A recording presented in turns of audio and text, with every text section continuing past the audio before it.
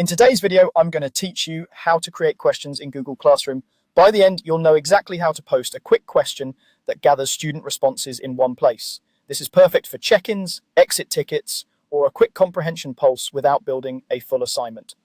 Start on the Google Classroom homepage. This is where all of your classes are listed as cards. Choose the class where you want to ask your question. I'll open a sample class, but you can select any class you're teaching.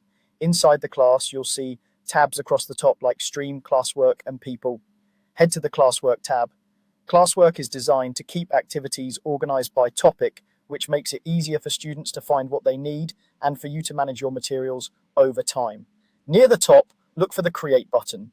Depending on your screen size, it may look like a plus icon with the word Create. Click that to open the activity menu. From the list of options, choose Question. This opens the question editor, which is a streamlined version of the assignment editor focused on quick prompts and responses. In the question field, type the prompt you want students to answer.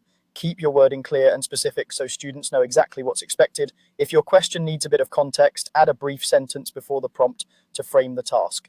You can also use the description box to guide students on how long a response should be or what key points to include. Clear directions up front save time later.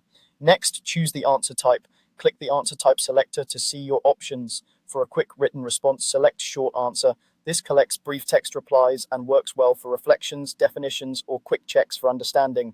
If you plan to discuss responses as a class, short answers can encourage more open-ended thinking. When everything looks good, click Ask. That posts your question to the Classwork tab and makes it visible to your students immediately. Once it's posted, student responses will appear in one view, making it easy to scan, review, and follow up as needed. If you want to reuse this approach, you can repeat these same steps anytime you need a fast, focused prompt. That's it. Start at Classroom Home, open your class, go to Classwork, click Create, choose Question, type your prompt, set the answer type to Short Answer, and click Ask. Thanks for watching and happy teaching.